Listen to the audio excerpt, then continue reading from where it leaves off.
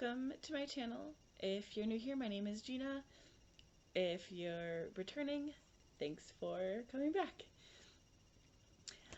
Today we are playing my TBR game for the month of February, and that is based off of the game Ganz schön clever, which is a fun little roll the dice game where then you score it, write the number on this pad, add up your score at the end. The higher you score, the more clever you are. And I switched it up a bit, spreading it out the 6 rounds over 6 months, and then I'll tally up the score. Otherwise I'd be having way too many books in a month if I played it normally. I did play this last month. Was the first time I had tried it out. I did make a couple changes. If you want to hear the whole breakdown of everything, you can check out that previous video.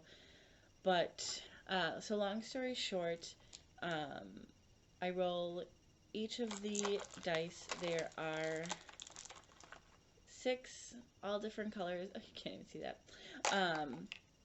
And last time I had 3 of the dice were prompt lists, and one of the prompts was roll for a booktuber game, because I really wanted to try out everybody's games because I think they're all fabulous. But I realized that the probability of me rolling that one number on that die, I might not get to play all of the games I want to check out.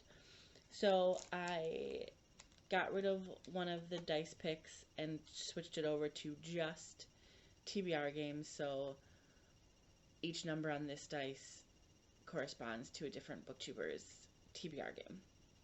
So I'm excited about that. We will just go ahead and get started. You will see 2 different outfits here because I already recorded this before, so I already played the game, so I will just put in clips of those rolls and whatnot because my headphones were still plugged in. I didn't realize that, and I was not wearing said headphones, which means there was no sound for the entire video. Fun! So we'll just go ahead and get this started. So we will start with the orange dice, and we rolled a 3. 3 is a booktuber fave. And for this, I went to Njeri at Onyx Pages. Basically everything on Njeri's list is something I really want to read. So it works out perfectly. And from her faves list, I am going to pick Brown Girl in the Ring by Nalo Hopkinson. This will also fit my prompt for the Buzzwordathon. It's books with a color in them. I have not yet read anything by Nalo Hopkinson, and I really hope I like them. I know Njeri and quite a few other people rave about their books. And this one seems really interesting. It's a science fiction, urban fantasy, SFF. It says, the rich and privileged have fled the city, barricaded it behind roadblocks, and left it to crumble. The inner city has had to rediscover old ways, farming, barter, herb lore. But now the moneyed need a harvest of bodies, and so they prey upon the helpless of the streets. With nowhere to turn, a young woman must open herself to ancient truth eternal powers, and the tragic mysteries surrounding her mother and grandmother. She must bargain with gods and give birth to new legends.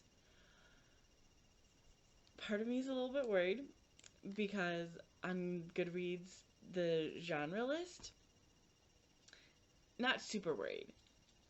A few people shelved it as horror. I don't really do horror. Horrors aren't really my cup of tea, if you will. But it was only a few people, so I'm assuming that's not like its main overarching theme, so I should be good. And okay, for the next dice,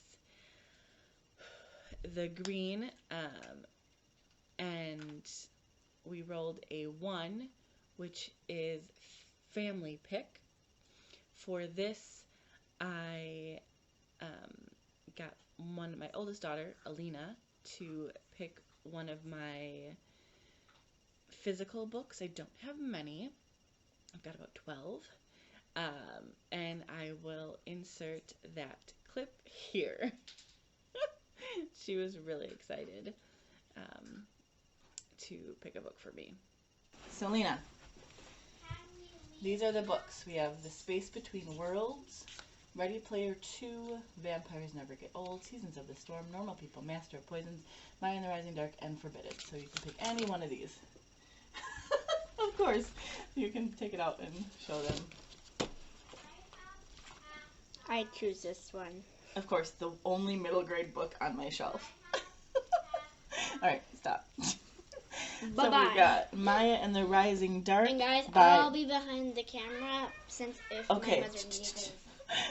Maya and the Rising Dark by Rena Barron is her pick. Get out of here. Okay, so as we saw, she picked Maya and the Rising Dark by Rena Barron.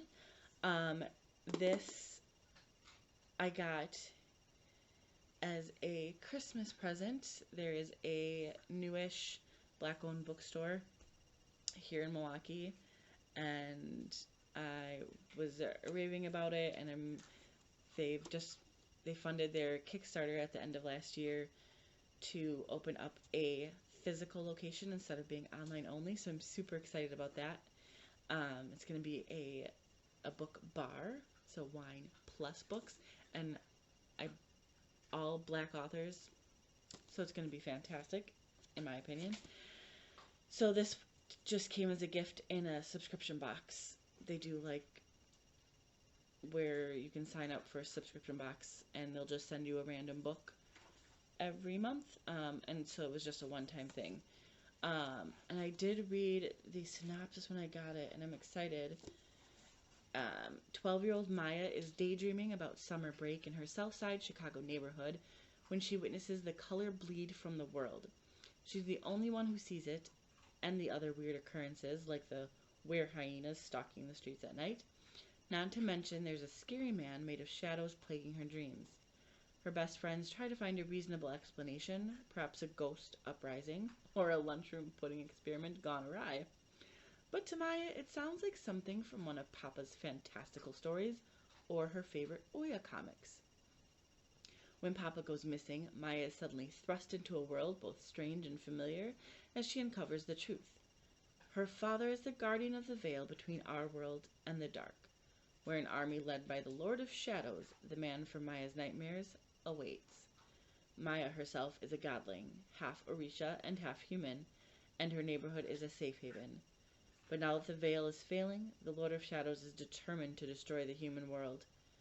Maya will have to unlock her hidden powers, save her father, and bring order to the world before darkness consumes it.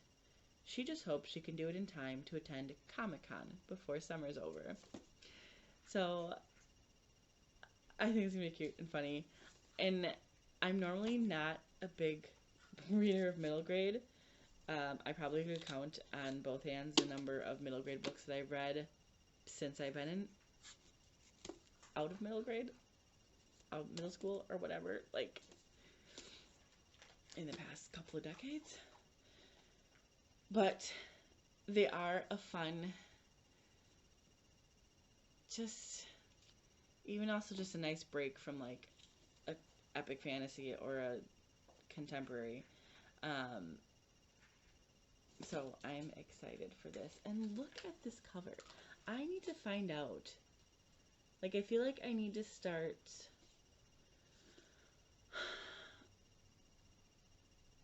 looking up cover artists and like just giving them shout outs. Like, those colors are just fantastic in my opinion. But there we have that. For the purple dice, we rolled a 3, which was book bingo. I was able to record this clip, sorry, with sound. Sorry about the whispering.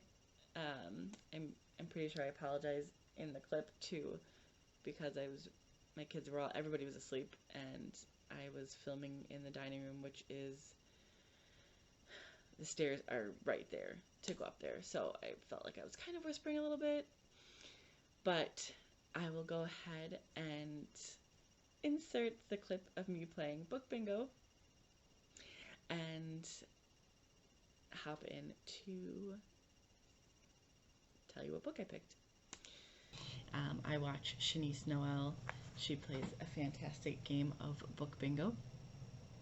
And this worked out really well because I was going to be ahead of the game and make all of the game boards in my bullet journal, and I haven't done that yet, but I was too impatient to wait for this video. And it's exciting because I inherited a little bingo machine from my grandparents, and now I get to use it. I have an excuse to use it.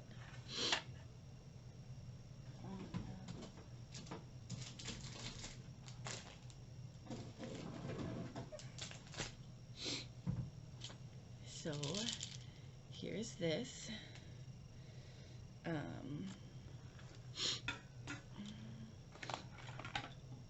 And I'm just basically used her list of prompts. I made a couple of adjustments because some of Shanice's prompts didn't really work for me. So I adjusted it a little bit. I just maybe exchanged 2 or 3 of them. And I don't have a big poster board, whatnot, but this game did come with its own little bingo card, so I'm just gonna pick one. And I doubt we'll get a bingo, but I am gonna pick 5 books because I read a lot, and this gives me a fighting chance to get a bingo. Oops, don't do that.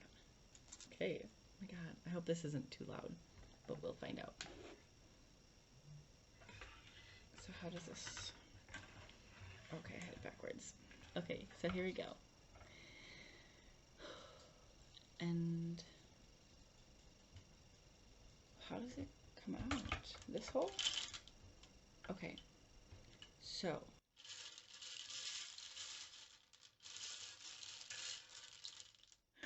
we have our first number. This is actually kind of loud. Hopefully I don't wake anybody up.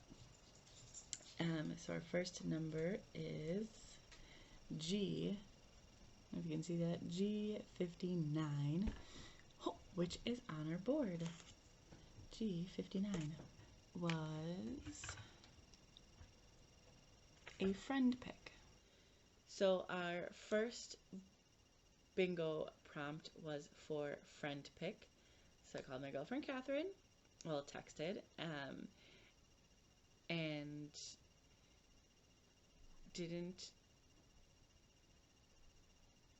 accidentally didn't tell her I was going to be using her. So I'm glad she was willing to play along and pick out a book for me. And she went total off script. I offered to give her choices of things I was already interested in, that were on my TBR. she's not that nice to me. But I am interested in. I don't know if I ever would have picked this book up, but she stuck to my only two qualifications, which were POC author and preferably LGBT. And I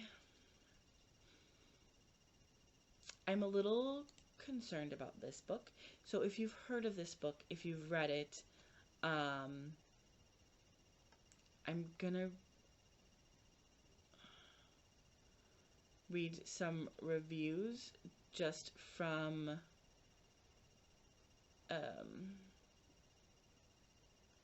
own voices from trans to make sure that it isn't problematic at all.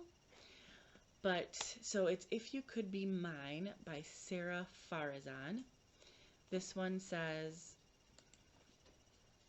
ooh, 17-year-old Sahar has been in love with her best friend Nazreen since they were 6.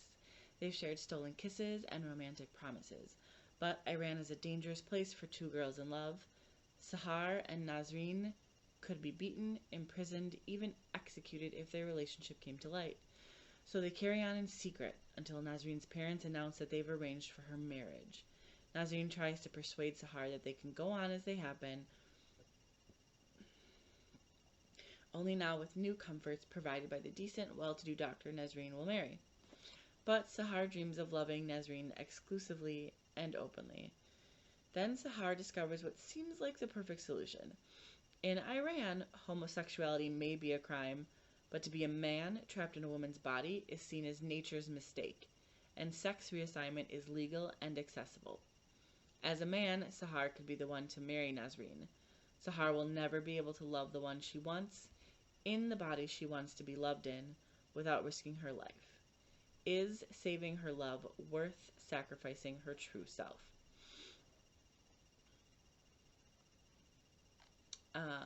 It does have a decent rating on Goodreads, 3.72, about 8,000 ratings, 1,200 reviews. I will still read it, but I'm going to go look for some reviews, so at least when I do my wrap-up, I can specifically reference and point to those reviews if it is written problematically. That's not a word, is that? What? It's late, y'all. I don't know why I do these things so late. Well, I mean, I know why I do them so late. It's because I have a 6-year-old and an 8-year-old, and they're loud and home all day because we're virtual school. So, it is what it is. Back to the TBR. Okay, the second pick is I-26. I-26. I want to be a bingo caller. That would be fun. And that is basically almost ruined our chances for, I mean, not really because of the free space. I-26 is not on my bingo card. But the prompt for that is a wild card. That is fabulous because I am participating in lots of readathons. I told myself I wasn't going to participate in as many, and what did I do? I didn't listen. I did not listen. The next bingo pick was wild card, which is always fantastic. And for this, I decided to grab one of my Polarthon reads, and that's Snow Like Ashes by Sarah Rosh. I've gone back and forth on this one, but I don't know a lot of polar fantasies for Polarthon, so it was a struggle to find books for this. Snow Like Ashes. And then, of course, it's the first in a series, which I should not be starting another series. I should not be starting another series. Anyway, a heartbroken girl, a fierce warrior, a hero in the making. 16 years ago, the kingdom of Winter was conquered and its citizens enslaved, leaving them without magic or a monarch. Now, the Winterians' only hope for freedom is the 8 survivors who managed to escape, and who have been waiting for the opportunity to steal back Winter's magic and rebuild the kingdom ever since. Honestly, that's all I'm gonna read. That's all I'm gonna read. There's more. There's a lot of words. And I think I don't think we need to know anymore.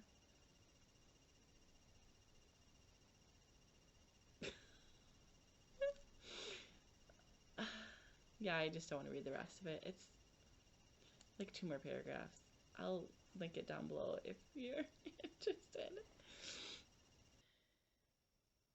Okay, so the next one is ready. And it is B7. B7. And that officially wipes out any chance of getting a bingo. But that's okay. You know, it's still fun. And B7 is, a dragon or mermaid book. The next bingo pick we have is Dragon Mermaid. And for this, I am going to continue with the Jumbies series and read Rise of the Jumbies by Tracy Baptiste. I can't really speak much. It's a sequel, so I don't really want to say anything about this one. The Jumbies, though, the first book in this series, it's Corinne, and the second one still follows Corinne. But in the first one, Corinne, after her mom has passed, and she was with just her and her dad, and a mysterious lady shows up and enthralls her father and comes into their lives. And then there's also these creatures called Jumbies in the woods that everybody knows to be wary of. And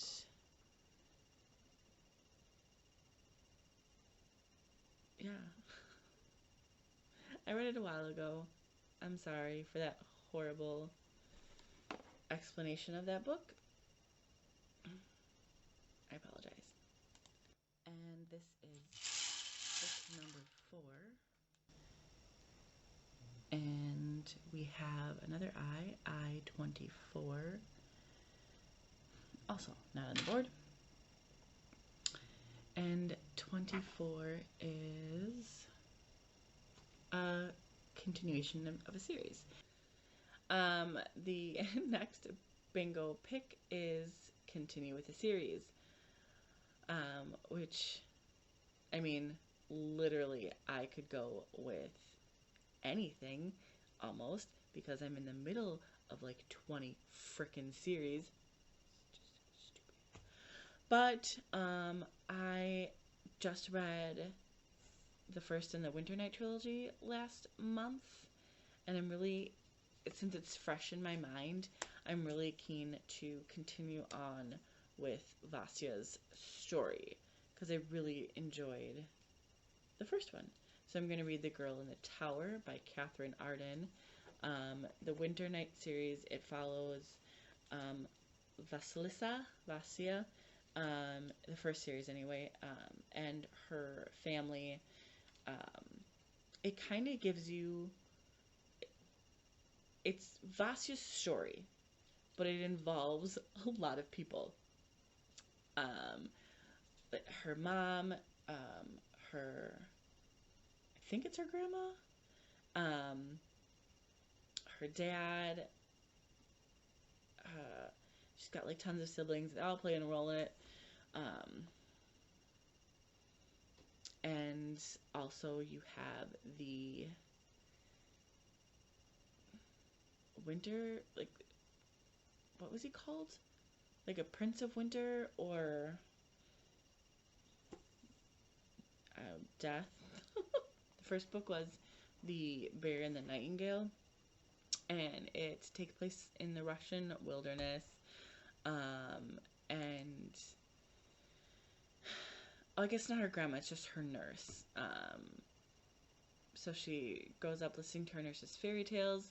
Oh, here it is. The chilling story of Frost, the blue-eyed winter demon, who appears in the frigid night to claim unwary souls.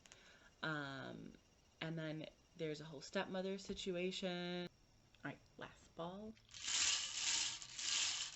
Maybe at some point. Ooh, we've got an N36. You can see that. Oh, and that one's on the board.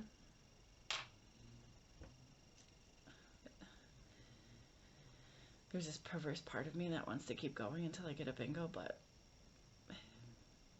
we don't have time for that. I can't read that many books unless it was like magically fit into everything. But let's see, 36 is a romance. This is also perfect. The last book bingo, that sounded weird, pick is a romance. Loved it, love it. So for this, I'm going to read Get a Life, Chloe Brown by Talia Hibbert. I mean, do I need to tell you what this book is about? I feel like everybody on BookTube is talking about the Brown sisters, and I feel like I'm behind the curve. But this one is Chloe Brown, chronically ill computer geek. After almost not quite dying, she comes up with 7 directives to help her get a life. One of them is to do something bad, but she needs help for that, so she finds a bad guy. And I assume they fall madly, deeply in love, because it's a romance, but I'll have to read it to find out. I should not do this stuff this late at night. The white dice is my nonfiction book pick, because I try to read at least one nonfiction every month. And for this, we rolled a 2, and 2 on my list is Don't Overthink It by Anne Bogle, which is also on my Avengers Initiative, one of those cards. So yay for a twofer, 2-in-1. And this is just I guess you'd call it self-help kind of thing, making easier decisions, stop second guessing, and bring more joy to your life. And who doesn't need more joy in their life? I really just need to learn how to make decisions easier and not second guess myself. So, that could be good. For the blue dice, and this is my Jessie deck of TBR card pick, we rolled a 2, so I will once again be picking 2 cards, which I did pick. I will show them to you here. Shuffle again, and I'm just going to pick the top 2. So our first one is Best Part, 5-star prediction. I'm horrible at this. I don't normally do that, like say something's a 5-star prediction, but I will try. That's gonna take me a minute to think about. And the next one is this. Freshman? Begin a new series.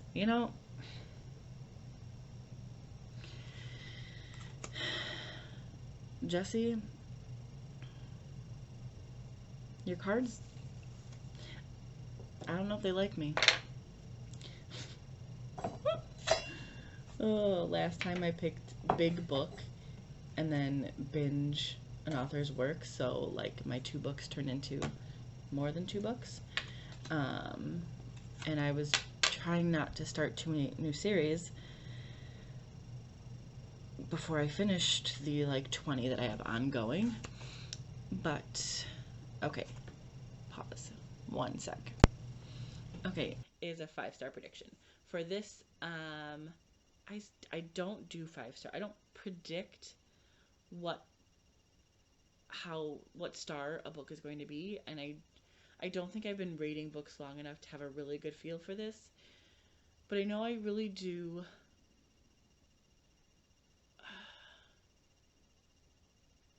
Romance is, I guess, easier for me to love. I don't know. And now I'm rethinking this because when I think of romance and giving it 5 stars, the majority of those that I read is paranormal romance. Christine Feehan, a lot of the Nora Roberts is paranormal or magical, and I love those. So I don't know if it's the romance or the paranormal. We'll find out. But I just figured I would go for a romance. And for this, I am reading A Girl Like Her by Talia Hibbert. Another Talia Hibbert book. She's just all over my TBR. I've been wanting to read Talia Hibbert for months now. My library does not carry any Talia Hibbert other than the Browns trilogy. Not cool, not cool. So I went through and requested at my library that they purchase. I just went through and listed every single Talia Hibbert book, separate screen for each book, but I did it. I took my time. But I'm just going to splurge. They're not super expensive, so I'm just going to go on Bookshop or something and buy a couple Talia Hibbert books so I have them. And so A Girl Like Her, and this one has disability rep, I think. This one is Ruth Kaba is okay with being an outcast. Between her autism, her comic book nerdery, and the whiff of scandal her small town can't forget, Ruth will always be Ravenswood's black sheep. Since she prefers silence and solitude to gossip and pub crawls, that suits her just fine until Evan Miller comes to town. Ex-military man, Evan is gorgeous, confident, and he's Ruth's new neighbor. Unlike everyone else, he doesn't seem to mind her crotchety ways or her cooking disasters. In fact, if Ruth didn't know any better, she might think Evan likes her. Yeah, so there's more to the blurb, but I'm just going to stop there. It's fabulous. The next Jesse's deck of TBR card is start a new series. I forgot about that. Starting 2 new series. And for this one, oh, it's actually right here. How about that? How to Catch a Queen. Oh, it's there. Oh, man. You can't see it. On the top shelf of my bookcase here, I've got a little Zen rock garden. And what I realized earlier, and you can see it's everywhere now, because my 6-year-old thinks it's a fun idea to step on the arm of my chair here so she can get up there and rake it, which she's not very, what's the word? I'm bad with words. She's not very careful, I guess. And there's sand, I guess, on every single shelf, and apparently my books. Alyssa Cole, How to Catch a Queen. I need to read this, ASAP. I don't know how I didn't fit it into a TBR for December or January. but I didn't, so I will. This is the first book in her new Runaway Royal series. I feel like everybody knows what this book is about. It doesn't even. I don't even care. I'm not even gonna read the back. I know what it says, but I don't want to read it again. And I don't even know how to paraphrase it. But it's Alyssa Cole. She's flippin' fantastic. I read her whole Reluctant Royal series, and I started reading her historical romance series. They're all fantastic. So I don't care.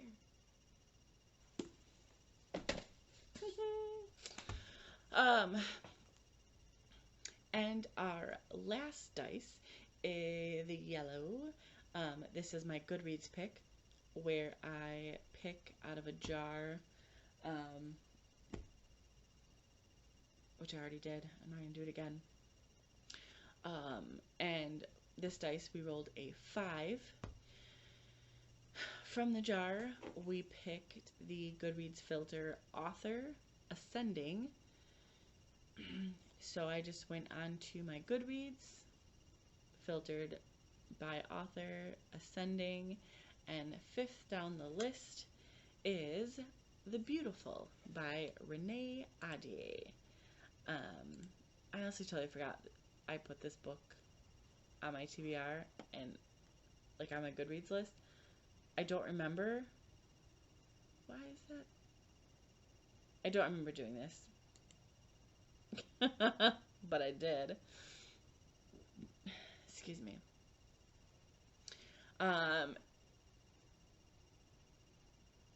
think somebody was said I like vampires. Somebody was like vampire whatever, and then somebody else was there's like no vampires, or like until the end or something. But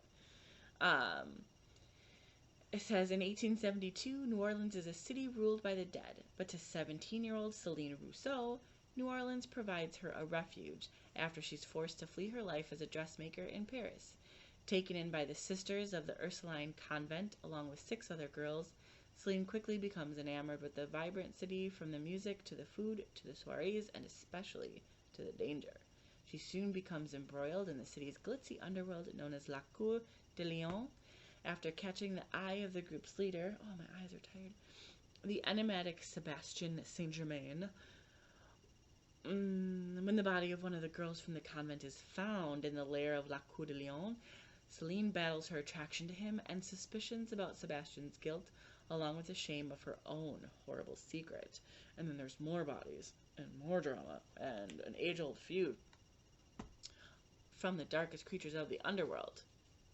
I think that's where my vampires come in, would be my guess. So, yeah, that is it. That's the end. Woo! And this took forever. I don't understand how talking about books takes so long. But thank you for watching. If you stuck around to the end, you're amazing. And let me know if you have read any of these and what you thought about them. Or let me know what you are reading in February. And I will see you next time.